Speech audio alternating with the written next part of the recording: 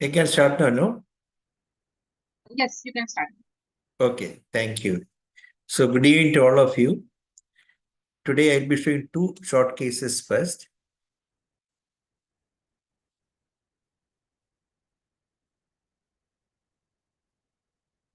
Can you see my slide now? Yes, perfect. Okay, right. Sorry.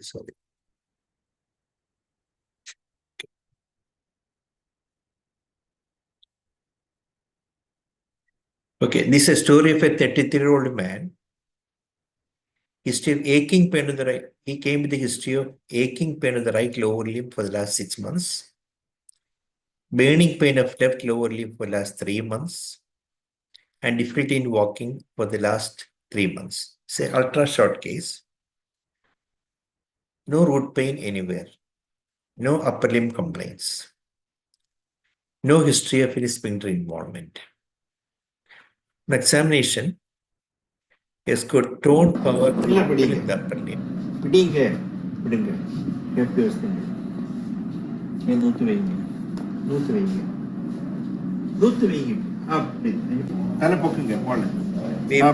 Abdominal muscles normal. Beaver sign was negative.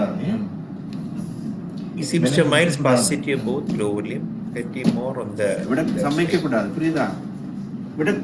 right side. He has got weakness. Reflex is normal, but weakness at knee extensions were weak bilaterally. He could not push my hand out, but dorsiflex is normal bilaterally. Both EHL was normal.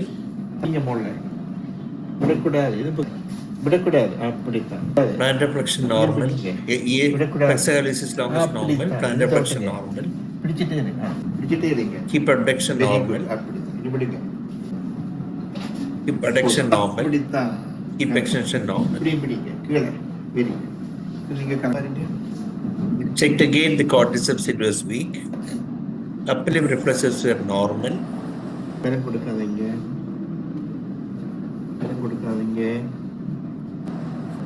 Abdominal reflexes are all absent.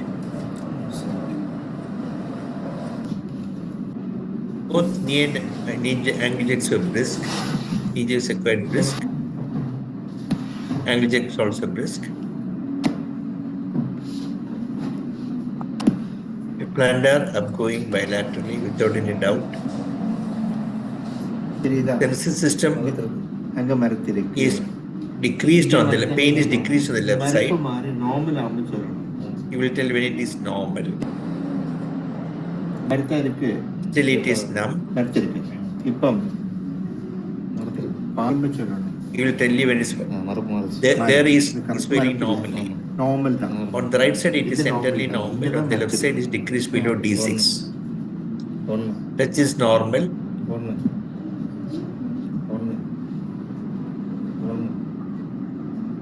Is it correctly? Vibration upper lips normal.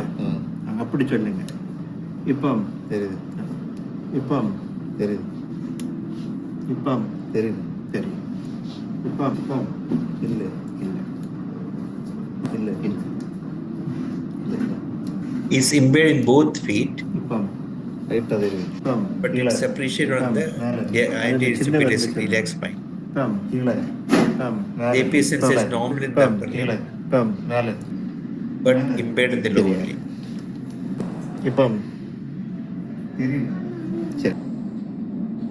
Thrombus was positive.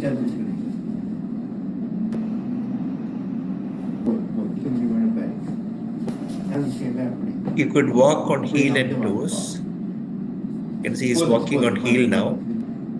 He could walk on toes.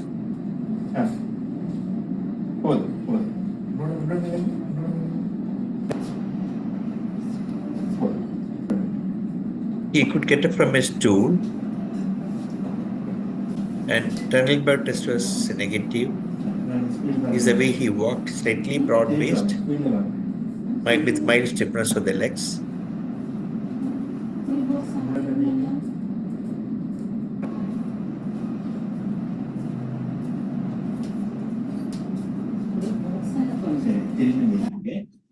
Heidelberg negative. Deep abduction is normal. But he cannot get up on with one leg lifted. Meaning cordyceps is weak. He could not do that. Same with the opposite leg also. He could not get up on one foot.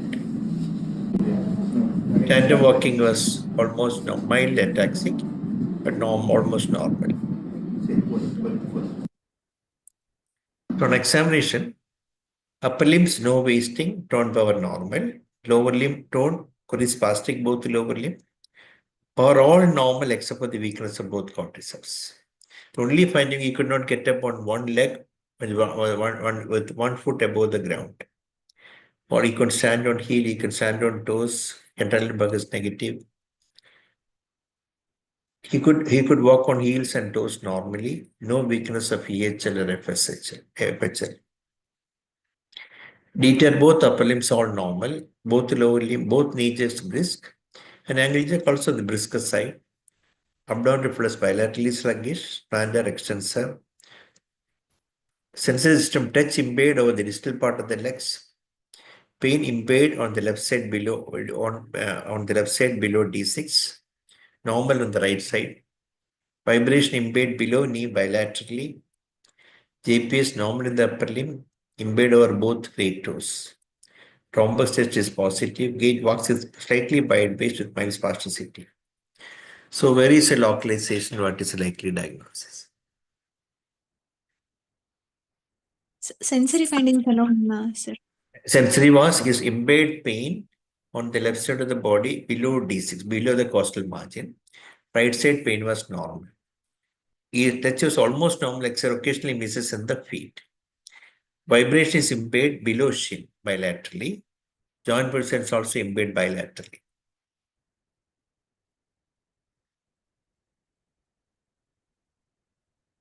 So since abdominal reflex is absent, both Absent. knee jerk and ankle jerk is brisk. Level of lesion is above D6, sir. Superficial Yeah. reflex absent. So Right. bilateral corticospinal tract above thoracic T6 level, sir. And since the pain and temperature is lost on the left side and it is preserved on the right side, a brown circuit type of presentation. But why the vibration is lost in the left side couldn't be explained, sir, because vibration should be lost on the right side. And spasticity was present in the left side more than right side. So asymmetrical lesion which compresses from thoracic level, probably T6. But the quadriceps weakness alone, should we invoke a element syndrome? But it is difficult to explain with an element syndrome because the knee jerk is brisker, sir. L3 L4 is brisker. It cannot be explained with a radiculopathy. So that alone I couldn't explain, sir. There is no distal weakness, but proximal weakness where there is quadriceps weakness couldn't be explained with the lesion placed at D6 levels, T6 levels, sir. Okay, perfectly right, perfectly analyzed. As you said, it is something like a brown circuit, but a total brown circuit plus becoming bilateral. So the spinal cord is compressed bilaterally. That is both sides are weak. And compression is more on the right side. That is why his pain is lost on the left side. So lesion is most likely extremely compression at about D6, which can explain everything. As you said correctly, the only odd point is that we could not explain the corticeps weakness in the presence of normal dorsiflexion plantar flexion. Perfectly right. So, any other thoughts? Sir, that could be a medial part of the spinal cord, the corticospinal tract involvement. More and along with the brown Sequard syndrome, about D6. And the spasticity is more on the right side. Okay, that all agreed with you. But in that case, how to explain the middle part involvement? Lesion has to be then intramedullary then. The middle part of the spinal cord has to be, pyramidal tract has to be involved. The lesion should be medially placed. Medially placed, yeah. So that means you have to think of intramedullary lesion. Yes, sir. Sir, additional myopathy component, sir.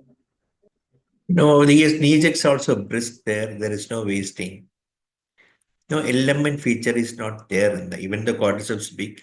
Hard to really think of an element lesion as she was talking. Okay, this is also on dilemma. That is why I thought I'll bring this case. So what do you want me to do? MRI, no, obviously MRI dorsal spine. So this is the MRI. Cervical spine normal. This is the dorsal cord T2. It's in It's got a extramedullary lesion, tumor sitting on the D6 level, mainly on the right side. Also the axial cut. Lumbar spine was normal. There is no lesion in the epiconus region or the lumbar region. This is the T1 weighted sequence.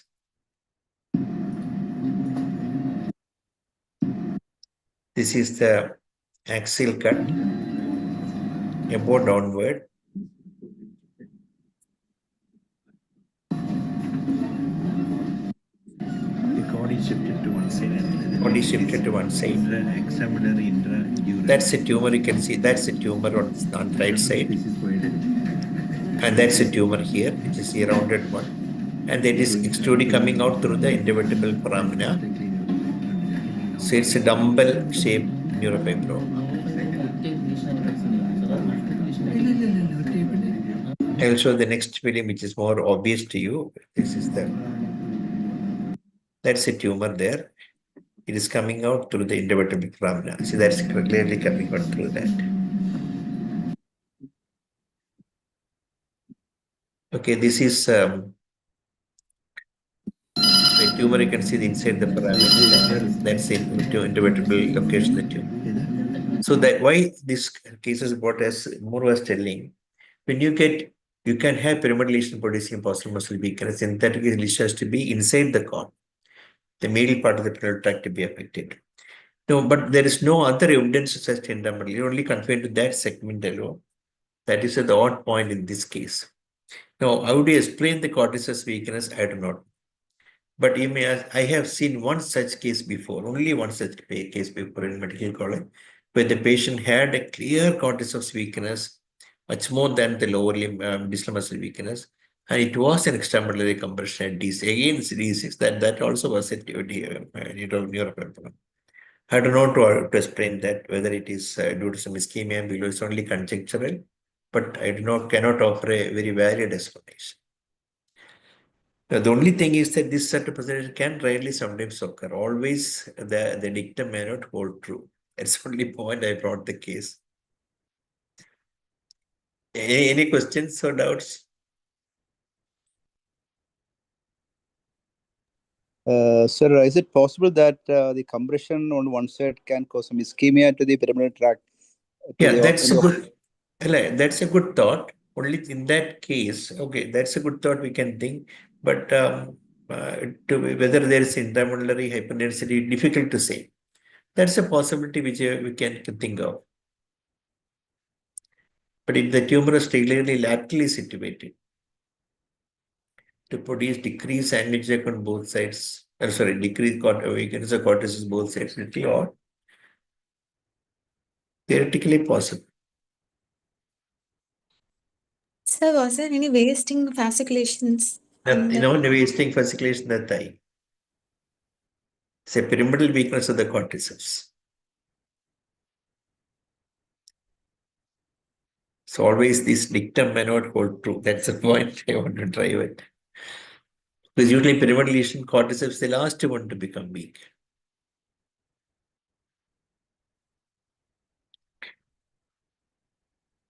Okay, shall I go to the next case?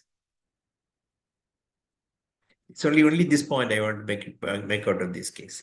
So I'll show you another case, the story of a 70-year-old man. He gives to progressive dysarthria for 1 year. He had difficulty in taking fluids for the last 6 months. Nasal regurgitation while taking food for 3 months. So dysarthria, dysphagia, and nasal regurgitation. No other complaint. So this is the speech of the patient and the examination. the speech. പേര് പറഞ്ഞില്ല, പേരെന്താണ് പറഞ്ഞ? ശരി, ഞാൻ പറഞ്ഞതുപോലെ ചെയ്യണം കേട്ടോ. ഇവിടെ നോക്കിക്കേ, ഇവിടെ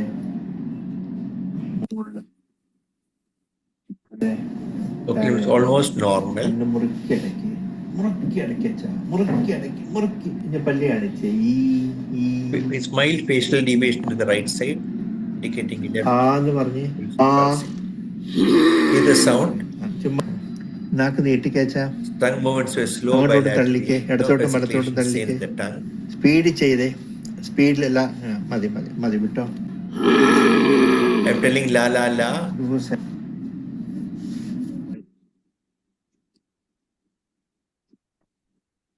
There is mild increase in the tone on the left side, but power was normal.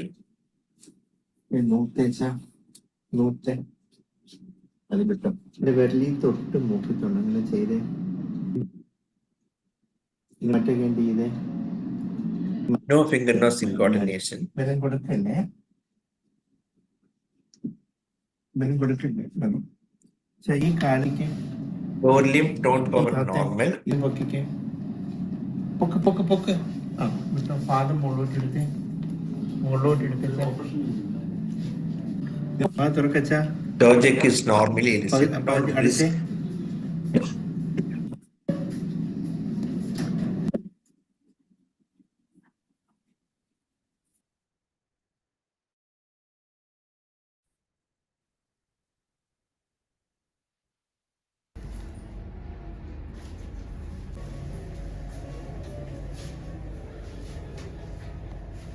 ഈ കുത്തുന്നതൊക്കെ അറിയാവോ അച്ഛനെ?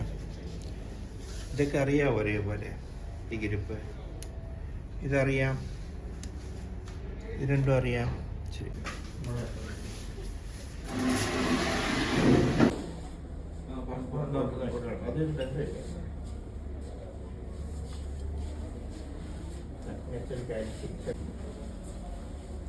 തിരിച്ചു വാ, സ്പീഡ് വെച്ചാ, സ്പീഡ് വാ, ഫാസ്റ്റ് ആയിട്ട് വാ. ഇനിയും തിരിച്ച് നടന്ന്, തിരിച്ചു വാ, തിരിച്ചു വാ. ഇനി അച്ഛനെ വിളിക്കും.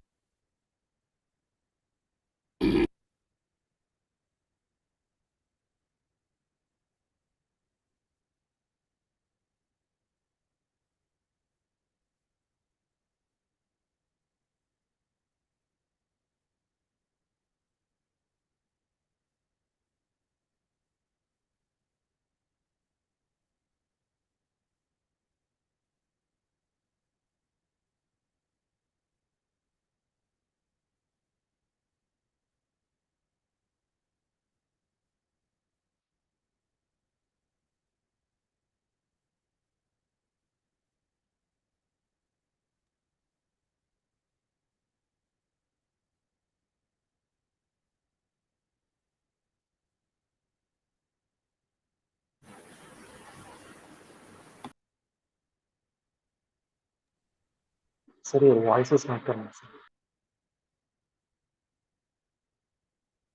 So there's audio issue, sir.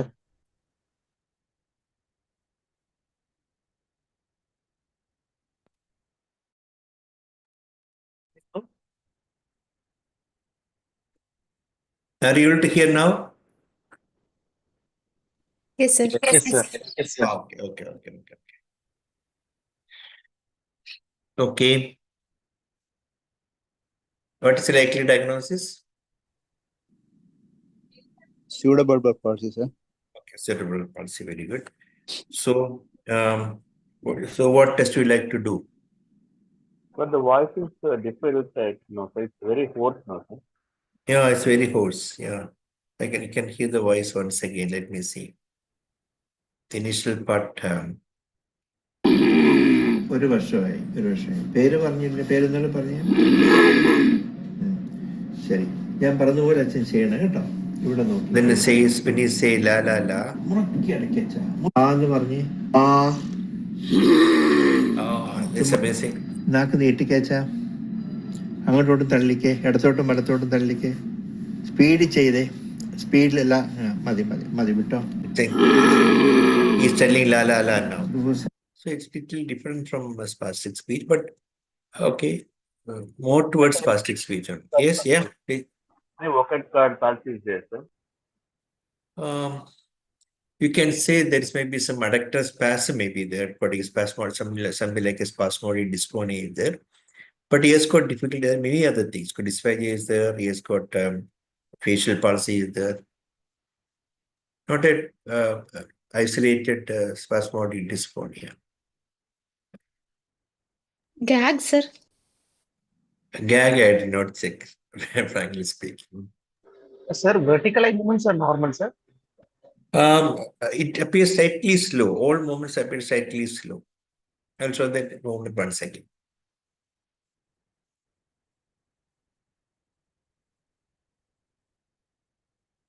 Okay, what will be think first possibility? Cerebral palsy, no, with this thing. Okay, what test you need? But release reflexes are not there, no, sir. No release reflex at all. Pseudobulbar effect is also not there. Pardon? Pseudobulbar effect, sir. Cerebral effect. Okay, but no, that is not there. Most incontinence is not there, but it is smiling in between. Not typical cerebral effect. So Any tongue chance of fasciculation, sir. No fasciculations in the tongue. fatigability, sir? Fatigability also. Sir, pseudobulbar usual causes are either vascular, multi-infarct state, MND or PSP, sir. Okay. Now, what do you think in this likely to be in this patient? So looks more of extrapyramidal than LND, sir. Okay. PSP may be a possibility. Okay, right. Now, Yes, so, sir. what investigation you want? MRI brain normal. EMG? MND is one possibility, no? Yes, sir. Yes, sir. Okay, so EMG was done. This is the EMG. From the right FDI, here occasional fibrillation session, fasciculation session. There's one fasciculation. I'll see this again. That's another fasciculation. Another one. But the activation is quite normal. It's normal in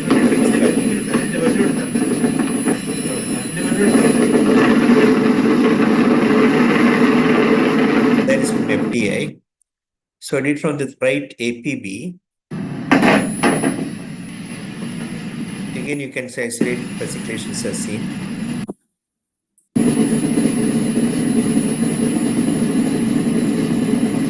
The motor unit activation was normal with the normal.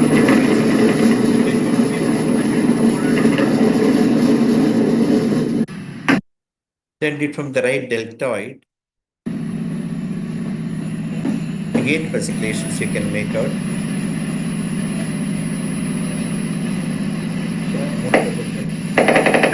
It's going to innovation pattern. Other is pairing frequency of the motor unit.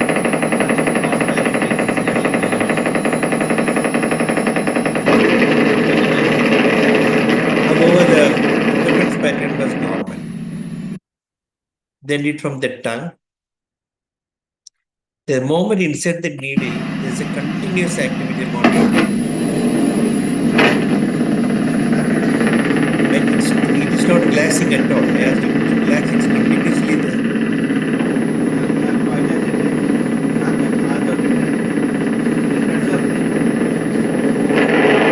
This is asking to move the tongue. When it's asked to move the tongue, it means what is coming, this activity is coming.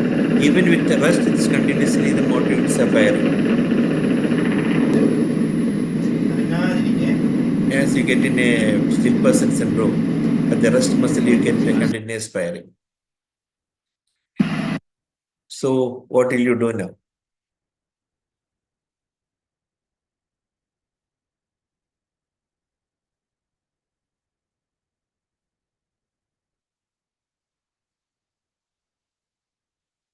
Bulbar onset ALS, sir.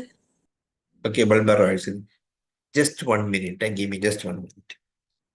Hello ഞാൻ ക്ലാസ്സിലാണ്. ഞാൻ ക്ലാസ്സിൽ കഴിഞ്ഞ് വിളിച്ചാൽ മതിയോ?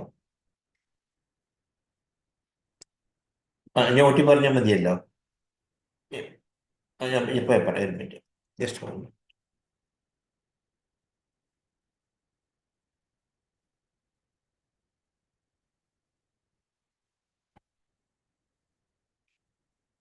കേൾക്കാവോ?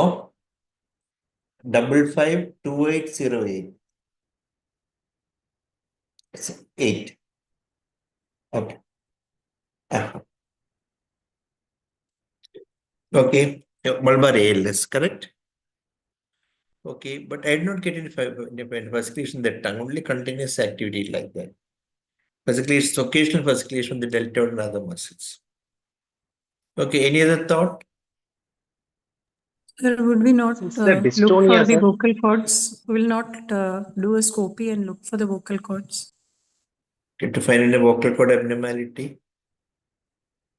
Whether there is any local issue causing Okay, the causing hoarseness. it. Okay, but he has got other features also, no? He has got a facial palsy, tongue movements are slow, he has come with a dysphagia. So looking for paraneoplastic features as well. Okay, right.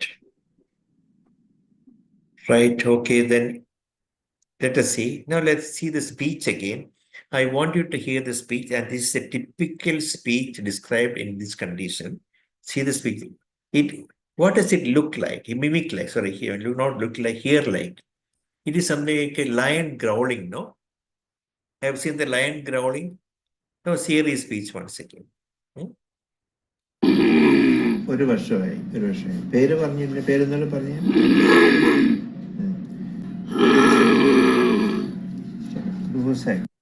What is the speech called as? PSP variant frequency. Yeah, this is called the growling speech. Yeah, this is a typical growling speech of PSP. ഒരു വർഷമായി. പേര് പറഞ്ഞില്ല, പേരെന്താണ് പറഞ്ഞ?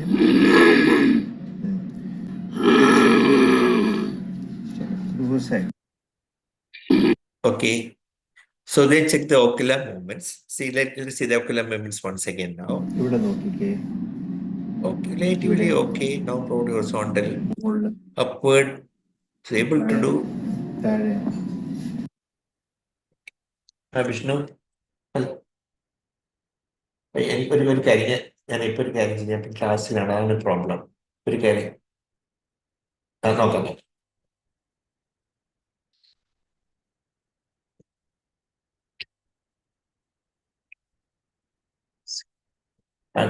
Not ചെയ്തോ? 032313. ശരി. Okay, now let us see the ocular movement. What do you think about the ocular movement? Normal, abnormal? ഇവിടെ നോക്കിക്കേ. ഇവിടെ. Not very convincing, no? താഴെ. Correct? Has he got a supranuclear palsy? Some slowing of saccades, sir. Yeah. Now let us see the next video. What I asked you to do. No, I did not ask him to show the finger at all. Ask him to look to the left, right, up and down. This you should know in a suspected PSP patient. Because if you get a visually guided saccade, it may be even normal. But if you do predictive or memory guided saccade, it will be slow. Just ask him to look to the right, left, up, down like that. Now I'm going to do that in this bit. Let us see what is happening to the patient. Left, right, left, right. Now look at the upward gaze. Down, up, down, up, down. Hardly any downward movement. Did you see that? Lateral movement is a little slow, but upward and down movement is nil. Initially, when you show the finger, it was moving a little bit. Now here, when you say up and down, there is no movement at all. Down, up. Moving the head instead of the eye. Up, down. So this you should do to a suspected PSP patient or any patient where you get suspected a supranuclear palsy or cerebral palsy, or upper button palsy affecting the ocular muscles. Left. Now did the pull test. പിടിക്കത്തില്ല കേട്ടോ. അവിടെ നിന്ന് പിടിച്ചു നിന്നോണം. പിടിക്കത്തില്ല. So it's a PSP cerebral palsy with the growling speech. So this case brought only because, see, you may be misled by the fasciculation seen in the muscle. Occasional fasciculation is not abnormal, especially an old individual with the cervical spondylosis and also you can have some compression in the nerve root. But more important, but the otherwise motor activity is all perfectly normal. Why the tongue is showing continuous motor activity? Probably it's more continuously spastic. Because cerebral palsy is a part of PSP only. Sir, any RBD? Pardon? Any Any? RBD, sir? RBD. No RBD. Yes, no other features also. I have sometimes seen a patient with only ocular muscle affection in PSP. That is one called the OM variety of PSP. And that particular PSP is a relatively good prognosis. They remain with ocular movement alone for many years before they develop other Parkinsonian features. So usually in PSP, we say anti-saccades are more involved rather than visually guided. No, not like that.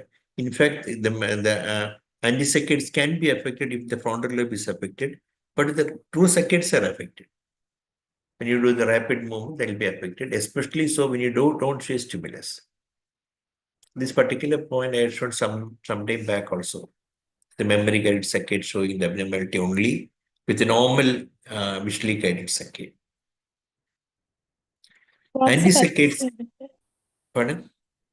Pathophysiology, sir.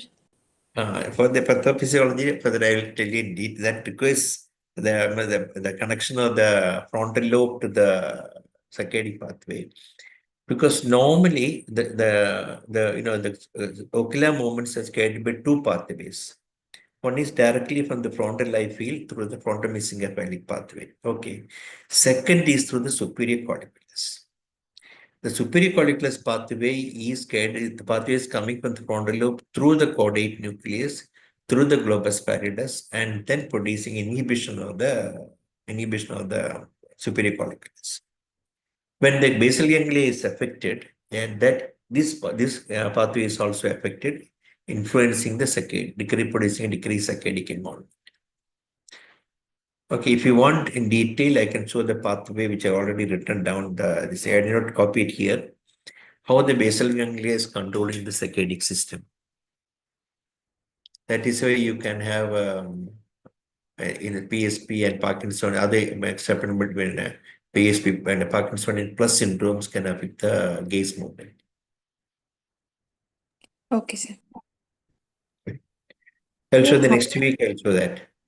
Okay, sir. Because this is because basal ganglia has got a role in initiating the saccade and stopping the saccade. That is by the double inhibition. Caudate is inhibit the globus pallidus will inhibit the superior colliculus. The frontal cortex activation or dorsolateral prefrontal cortex caudate activation will produce facilitation of the saccade. When that globus pallidus is affected, it produce inhibit the saccade.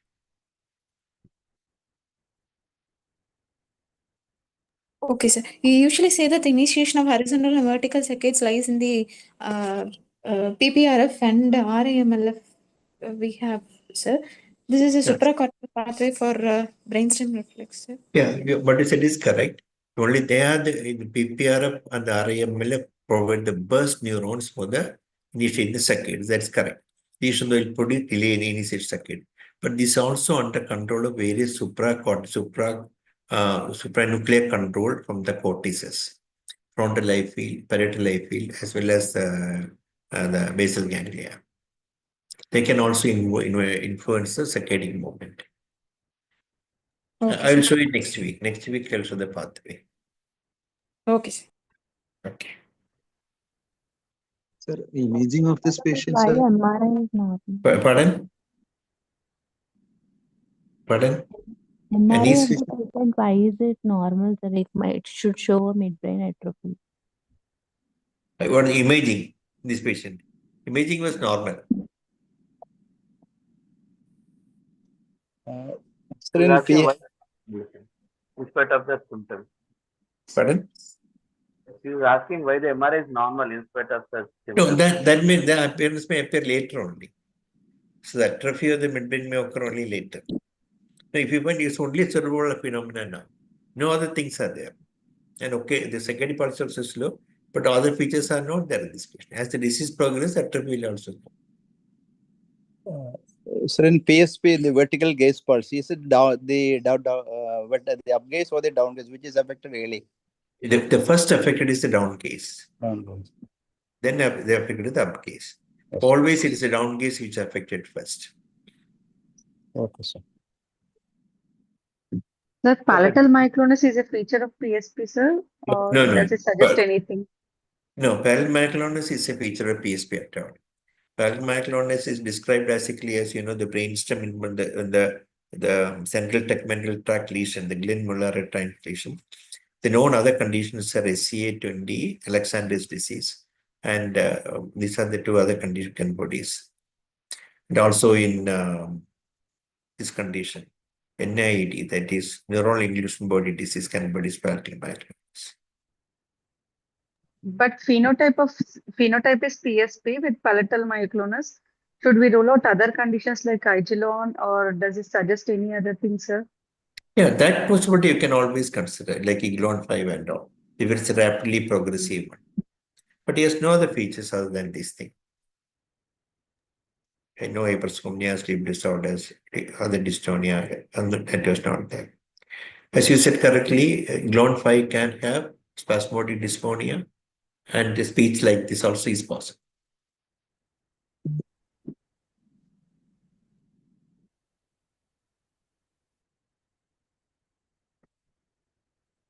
Okay, shall we go to the next case? Any more questions you can ask?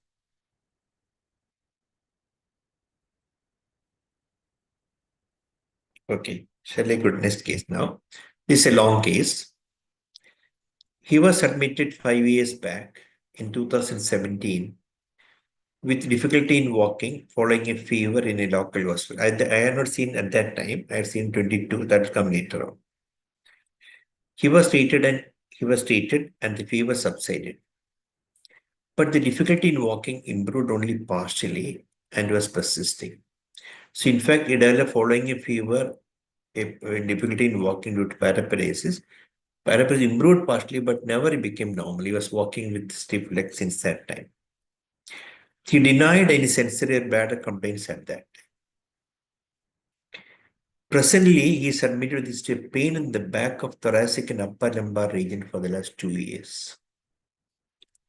No radiation of the pain downwards. For last 1 year, that is 1 year after the onset of the backache, he noticed worsening and difficulty in walking in the form of difficulties pushing his left lower limb forward. That's exactly the word he said. Initially also having some problem, but for the last 1 year, extra effort to put the leg forward. This is worse than prolonged walking. That's also his telling. Not present initially. After walking for some time, this will increase. So this is a story. He had some problem with the spinal cord by 2017, from which he partially improved. Now he developed backache, followed by backache confined to the back, no radiation, and followed by worsening and difficulty in walking in the form of difficulty to put extra effort to push the leg forward, which is worse than prolonged walking. He also noticed difficulty in inserting his left foot into the chappals, but no history of loosening of the chappal from the foot. History of tremorousness of both hands for the last 2 months. That may not be related. No sensory or bladder problems. This is the story. Past history of low backache for nearly 10 years. So this is the video of the patient.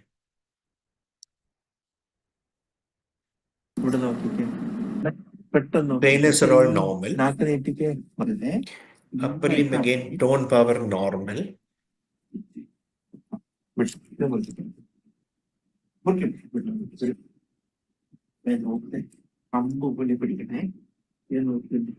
normal on the upper limb. No akinesia, no finger nose incoordination. The lower limb, he seems to have slightly spastic sitting on the both sides, slightly more on the left side.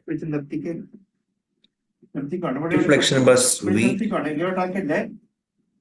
the left side.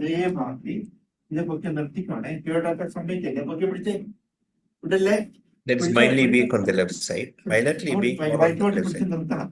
Doing this maneuver, right hip also is weak. Left is weak, left is more weak than the right. The knee extension is also weak, more on the left side. Almost normal on the right side, weak on the left side. That is definitely weak. Dorsiflexion is normal. AHL is normal. Plantar flexion was normal. Hip adduction is normal. Abduction is weak. Flexion is also weak. Flexion is weak. Lying on the left side, see the abduction is weak on the left side.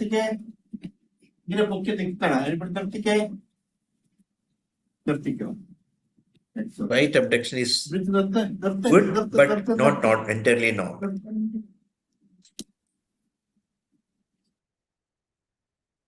Upper limb reflexes are normally elicited.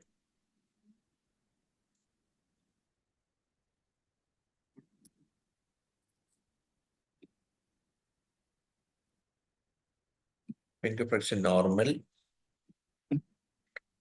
Abdominal reflexes were absent. Knee jerks were brisk bilaterally. Ankle jerks were also brisk or well elicited. Plantar was upgoing bilaterally.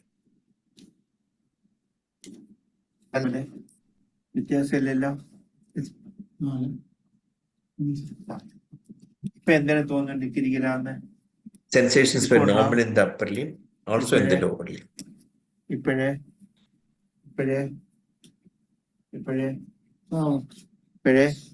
Turn sense normal in the upper limb. He said normal. So then I started examining further. Romberg's was negative.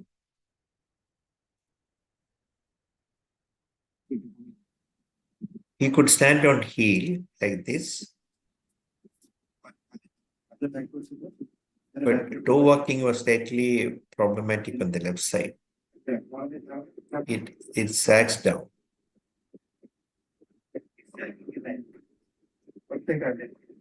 Trendelenburg was also positive on the left side. He cannot stand on left, right hip sags down. Standing on right side, there is no Trendelenburg positivity. He has got a stiff leg on the left side, by the spastic leg. The scraping of the toes on the floor.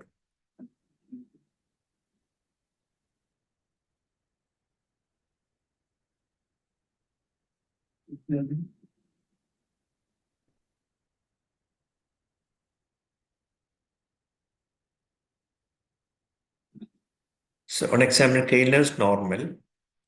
Motor upper limb, mild postural tremor, otherwise tone power normal. Lower limb, spasticity both lower limbs, slightly more on the left side. Power, weakness of left hip flexors, bilaterally weak, slightly more on the left side. Mild weakness of knee extensor and plantar flexors. Marked weakness of left abductors and weakness of hip extensors, weakness hip extensors. Right lower limb, mild weakness of right hip flexion and abduction. He can stand on heel. On walking on toes, the left heel, not heel, the heel sags down. Trendelenburg test is positive on the left side. DTR upper limb normal, left tricep jerk is only just elicitable. Lower limb brisk bilaterally. Supranuclear abdominal reflex absent bilaterally. Plantar upgoing bilaterally. Sensory system normal. Spastic walks with the spasticity in the left lobe.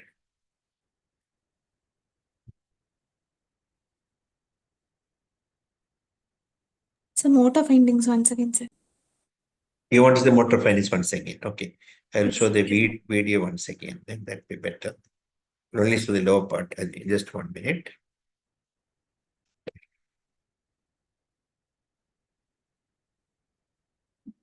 Keeping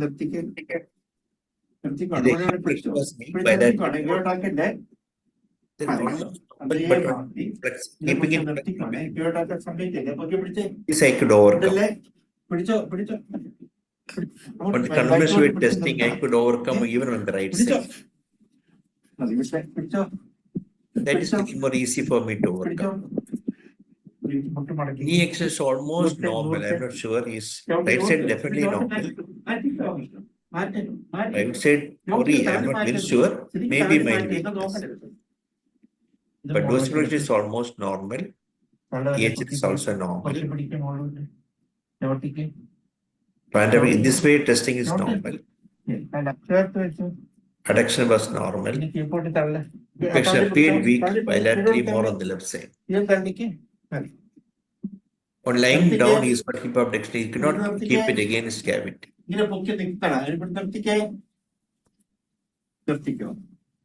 The right side is also mildly weak, but very minimal weakness on the right hip abduction. So that's a motor point.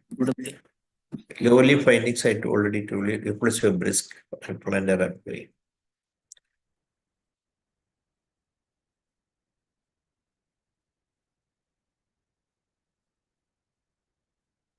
There is involvement of corticospinal tract bilaterally, sir, involving lower limb. Yes.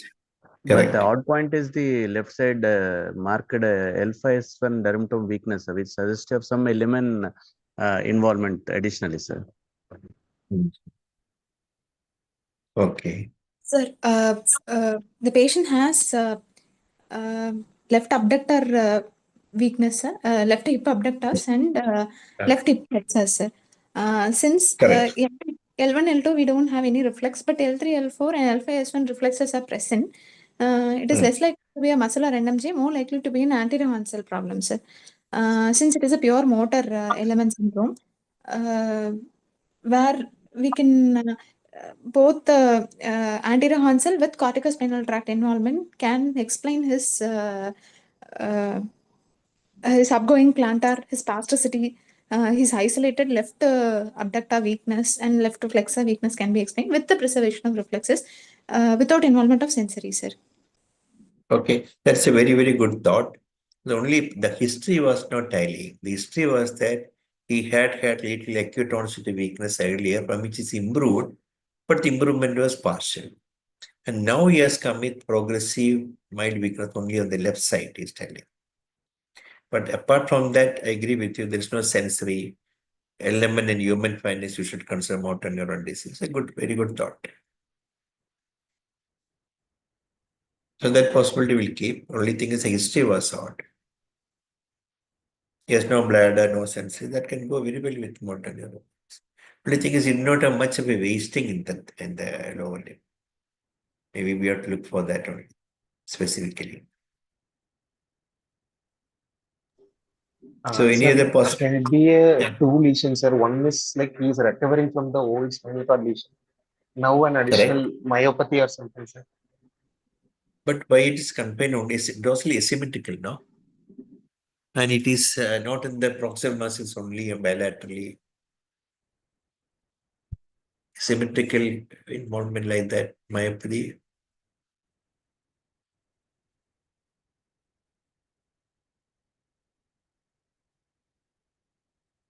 Okay.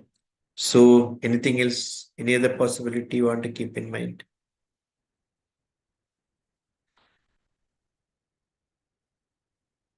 Okay, what investigation you want? EMG, sir. MRI EMGs.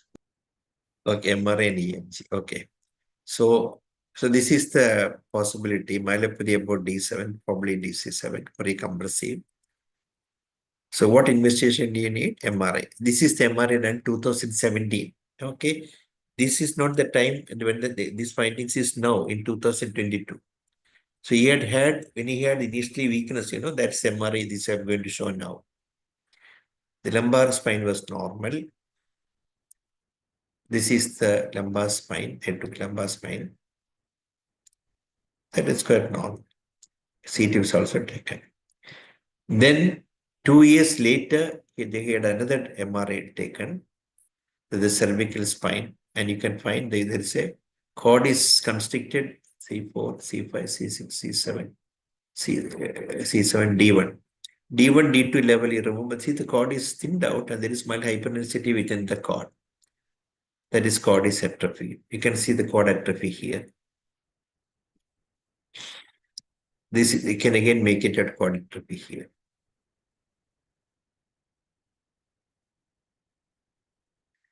The contrast also, it's not contrast enhancing.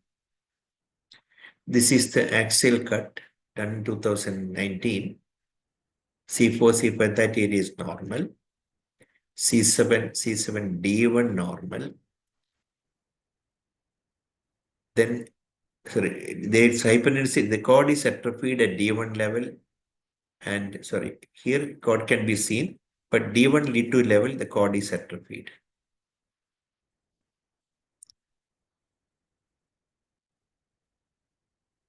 It's not a good picture anyway. This is T2. Again, you find the cord is atrophied with hyperintensity within the cord at D1 level.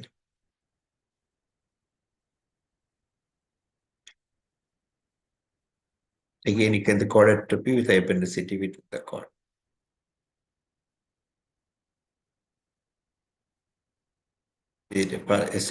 Past spin echo. MRI LS pain was also normal at that time.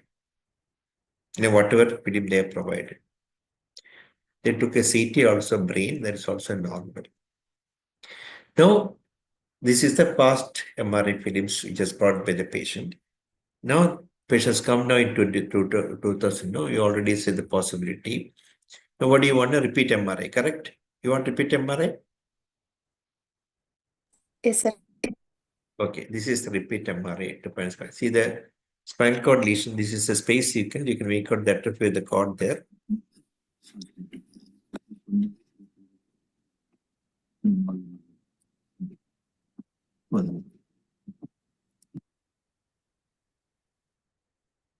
The second one I'll show you.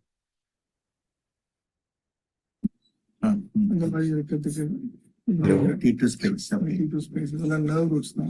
Okay. Space this madriya. This is madri. You can set the volumetric sequence. Okay. 980-135. Okay, that's another film. Again, you can, there's another showing cord atrophy. This I'm showing the green bar will tell you where exactly the lesion here, the axial and sagittal. Sorry.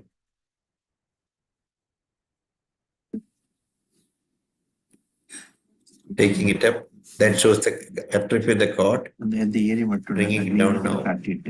That's the area. Okay, so the hyperintensity with the cord corresponding axial sagittal cut also you can see that.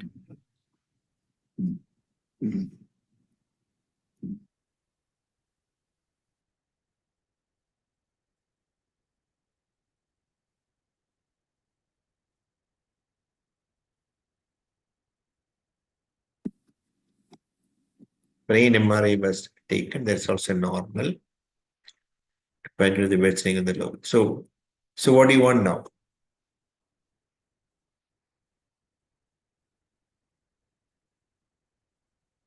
NCS and EMS.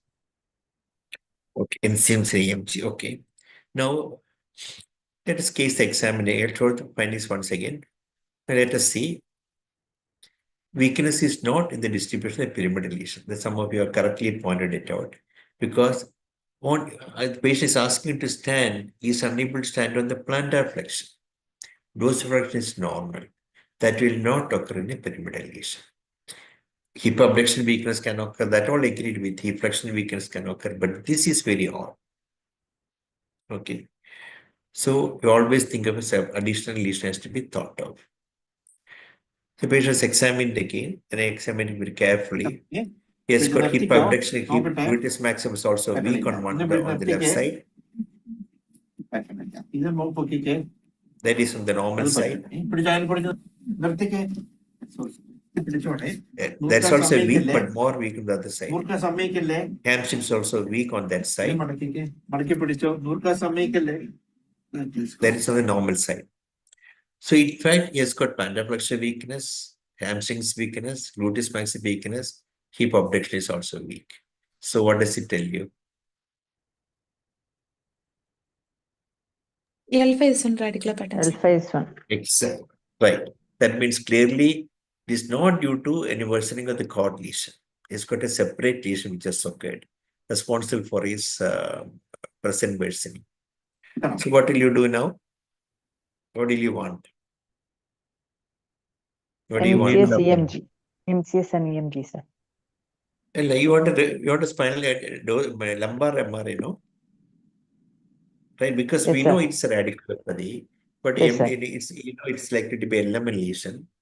So EMG is not going to give additional help. You can prove it, okay? For prove we can do that. But the But you need ankles to are preserved now. Ankles are preserved now, sir. Right. You have got a good path. This angle reflex are well placed. Why it is big? Because you also got a myelopathy there already. When there is spinal cord lesion, if the plantar flexion weakness is not severe enough, you can still angle check can be preserved, depending upon which root is affected. Okay, if the dorsal root, the S1 dorsal root is not affected, the posterior root is not affected, reflex can still be preserved. Remember, he has already got a pyramidal lesion. Sir, So I said hip flexion weakness is due to pyramidal lesion, sir? Yes, people is due to pyramidal lesion. Here there is marked S1 weakness, so the gluteus, the Trendelenburg's sign is positive now, sir. So more of S1 involvement is there. No, with that, no, the gluteus medius, minimus, gluteus maximus, all can contribute by L5 and S1. Okay, only L4 is contributing predominantly for the hip abductors. All of the gluteus maximus or by the L5 S1.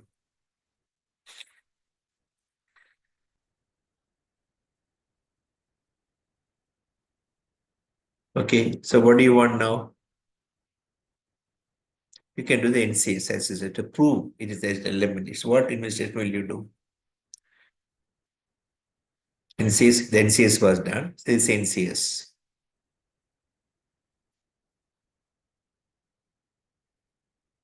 This is normal.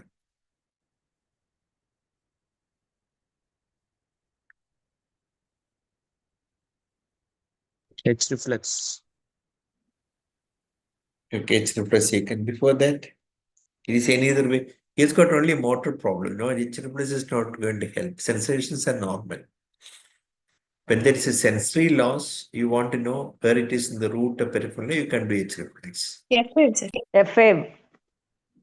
Pardon? F5 you can do. Okay, F5 is normal. You didn't show the F5? Oh, sorry, it is not. F5 is normal. I did not show that. This is an older one. Okay.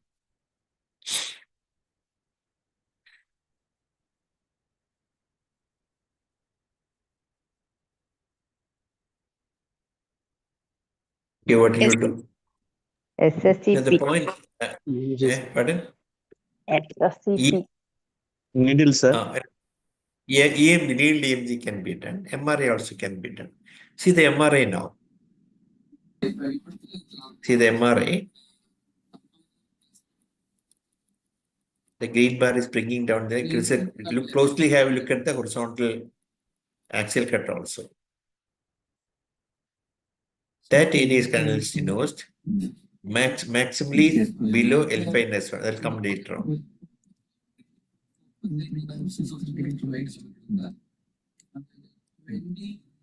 Bring it down.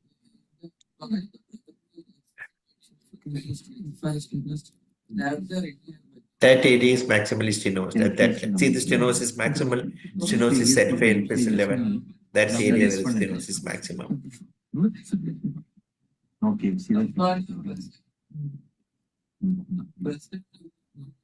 That's area stenosed.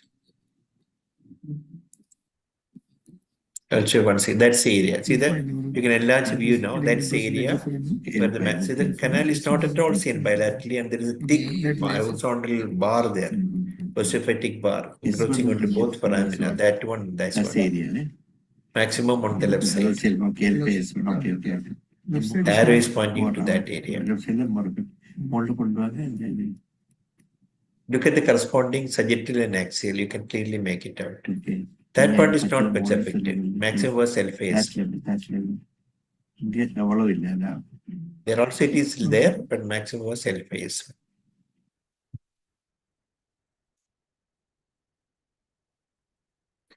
The old MRI did not show this. This is the old MRI. So you compare with the old MRI, whether it's a recent one or not, or this is the old MRI. There is not much of a canal stenosis at all. And this is the recent one. You compare the old and new one, LPS one.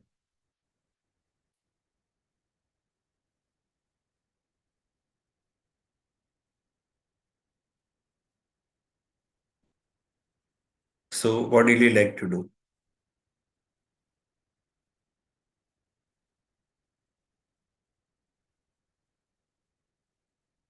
Highway state, right, sir. Pardon? H-wave, okay. Cancer is not there. No, so it's going to help much. Decompressive. Okay, that can be done. Before that, you have to be very sure, no? There's seldom lesion is there. EMG has to be done.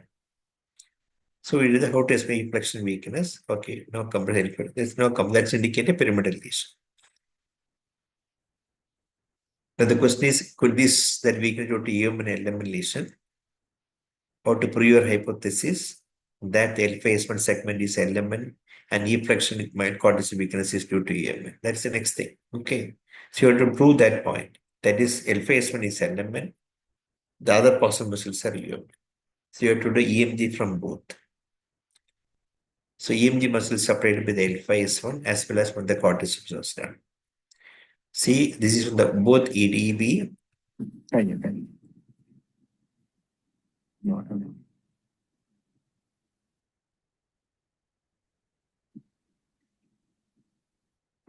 So why sound is not coming?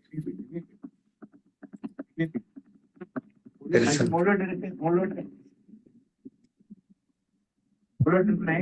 There is...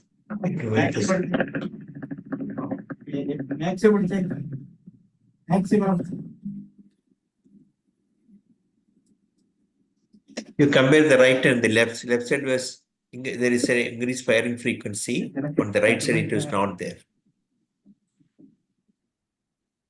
I don't know why the sound is not coming.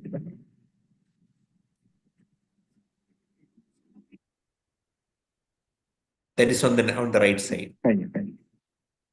Then I did EMG from the glutea on the right and left.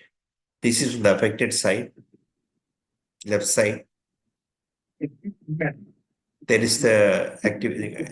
Unfortunately, sound is not coming. Then on the right side, normal side.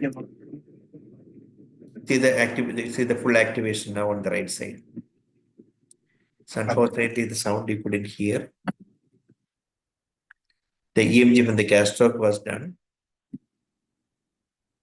Again shows the difference between the right and left side.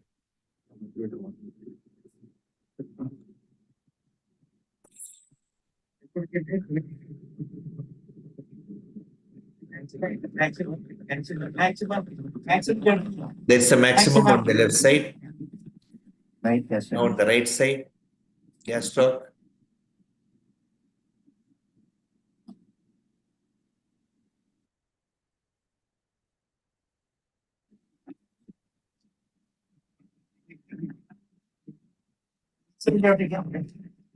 There's a full activation is there on the right side. The previous one was the left side. So the denervation of the left ATP, gastro and both gluteus maximus, no denervation from the corticeps. Now what will you do?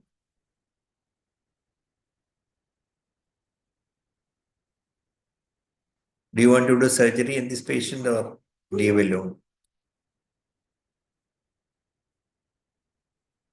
Am I audible to you? Some Yes, sir. problem in this. Trial, sir.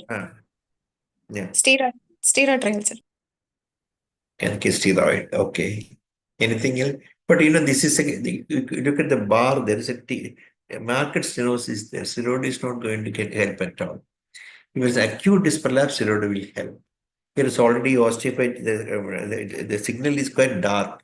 That means an old one. The bony density.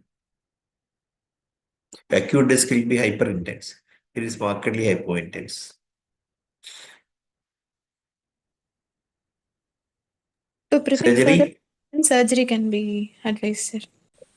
Okay. Surgery for the L5S1 now. So, surgery for the disc. And this is follow-up after surgery. Still has got spasticity there. Walking is slightly better than before. So I can see if the plantar flexor weakness is improved or not. Let us see. His irresolute was normal as before. Look at the plantar flexion. That is improved. Initially it used to come down. Now it is not coming down. That is improved. Now this is after 6 weeks. And see how you could walk on plantar. See, you could walk the plantar flexion and you can walk on that. There is no sagging of the right ankle, left ankle. Follow up after 2 months.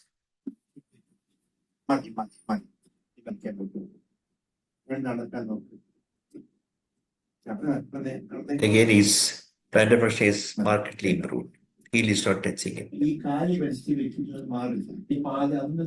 spasticity remained because that's sort of the old cord lesion. So that's the story. The point, the way I have brought this case is that whenever you get a cord lesion, when there is sudden worsening, find out what is causing the worsening. You may be confused because if ankle jerk is wrist, knee jerk is wrist, every tendency to think of a pyramidal lesion. If you look at the carefully the distribution of the muscle weakness, it tells you it is not like a pyramidal lesion. And that is the idea bringing the case. Okay. Natural tendency to think that previous lesions worsened. Okay, that is a common sense. But if you look carefully, the pattern of weakness is not fitting with a pyramidal lesion. Think for exactly fitting the face and radiculopathy, even though the reflex is well preserved or this angle jerk is preserved.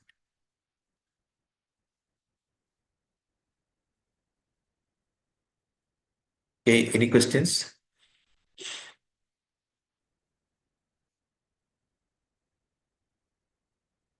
Sir, is head reflex not useful when sensor is normal, sir, to rule out any radiculopathy? No, the point is that when do you want to do the H reflex? Suppose H reflex is reflex the problem is the H reflex also can be even normally also somebody you not get the H reflex. Suppose you are not getting H reflex bilaterally, it is not much of a significance. If it's not getting on one side with a normal sensation, it has a normal sensation, H reflex is not obtained on that side. Yes, it is possible it could be a radiculopathy. Nothing, no one can deny that. But if somebody has got a sensory loss and you find a snap is normal and H reflex is absent, that's very clear evidence that he has got a lesion there. Okay, so every investigation has to be taken as for its pitfalls also. So it will be corroborating with your clinical finding. Then only take the clinical finding into consideration. Okay. Sir, here what was H reflex, sir? Pardon? H reflex. H reflex is what you do now. H reflex is a reflex to find out lesions in the S1 root involvement. What do you do is to stimulate the. Here, in this case, it was done, sir. It was not done. It was not done. No, because it's only pure motor. And my point was whether it is LMN or UMN. Because all the things are UMN finding, he's got his spasticity, everything is there, reflex risk. But the muscle weakness is in the first case I showed you, he had cortices weakness, that it's UMN, even though there is not fitting with the pyramidal lesion. So he has come with a worsening of the weakness. Normal tendency is thinking the pyramidal issues person because it will serve risk. No sensory to go by. So in that case, I want to prove whether the motor weakness is LM. That is the first thing. For that, you can do the EMG. EMG showed LMN lesion. That is enough. And his pattern is good. And there is a cause we can find on the MRI. MRI showed external stenosis.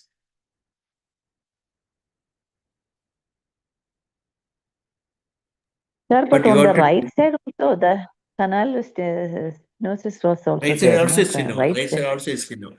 Right side is also stenosed. It's also stenosed. More stenosis on the left side. But that is not symptomatic. He may develop symptom later on, but the most stenosis left. That is why the symptomatic side was operated. I don't know what operation they did, but he's operated and he became better.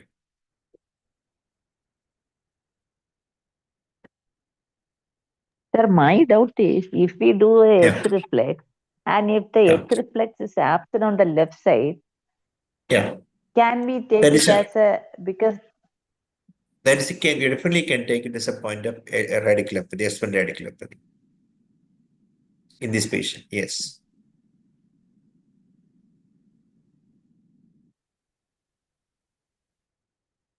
My point was that you're perfectly right.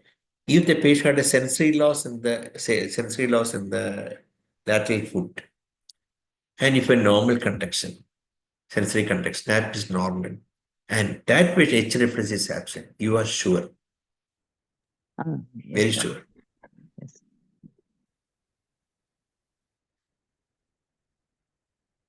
Here, because the sensations were normal, that's why we thought H reflex not needed. Okay.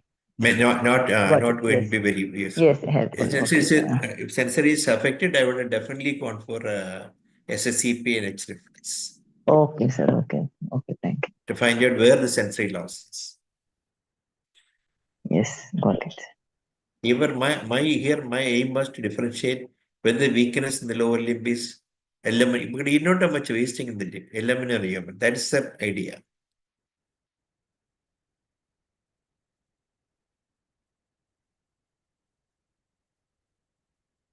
Okay. So any more questions?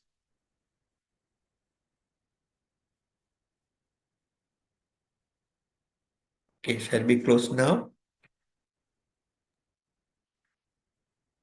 Thank you, sir. Thank you, sir. Good night. Thank you, sir.